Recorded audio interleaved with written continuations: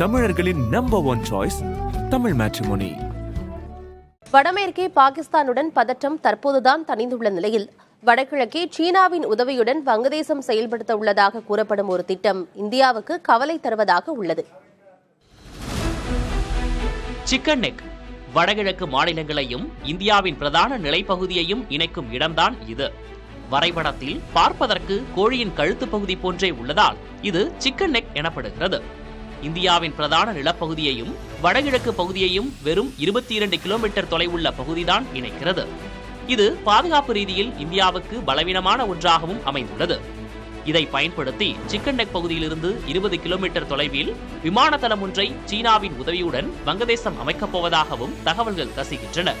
அண்மையில் கூட சீன அதிகாரிகள் ரங்பூருக்கு வந்து ஆய்வு செய்துள்ளதாகவும் தெரிகிறது.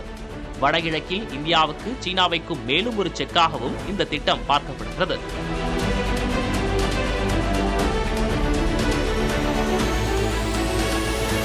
இந்த தளத்தை எதிர்காலத்தில் நெருக்கடியான நேரங்களில் சீனாவோ அல்லது பாகிஸ்தானோ கூட பயன்படுத்த வங்கதேசம் அனுமதிக்கக்கூடும் என்றும் பாதுகாப்புத்துறை நிபுணர்கள் யூகிக்கின்றனர். எனினும் இது போன்ற சிக்கல்களை எதிர்பார்த்துதான் சிக்கன் நெக் பகுதியை ஒட்டியுள்ள சிலிகுரியில் இந்திய ராணுவம் திரிசக்தி கார்ப்ஸ் என்ற பெயரில் மிகப்பெரிய படைப்பிரிவை ஏற்கனவே நிறுத்தியுள்ளது. இதற்கு அருகே உள்ள ஹசிமோராவில் விமானப்படை தளம் அமைத்து அதில் ரஃபேல் விமானங்கள் நிறுத்தி வைக்கப்பட்டுள்ளன. அண்மையில் வங்கதேச தலைமை ஆலோசகர் முகமது யூனிஸ் சீனா சென்றபோது கூட இந்தியாவின் வடகிழக்கு மாநிலங்கள் நிலத்தால் மட்டுமே சூழப்பட்டவை என்றும் அவற்றுக்கு கடல் தொடர்பு தங்கள் நாடு மட்டுமே உள்ளதாகவும் அதை சீனா தங்கள் வணிகத்திற்கு பயன்படுத்திக் கொள்ளலாம் என்றும் வெளிப்படையாகவே கூறியிருந்ததும் இங்கு கவனம் பெறுகிறது.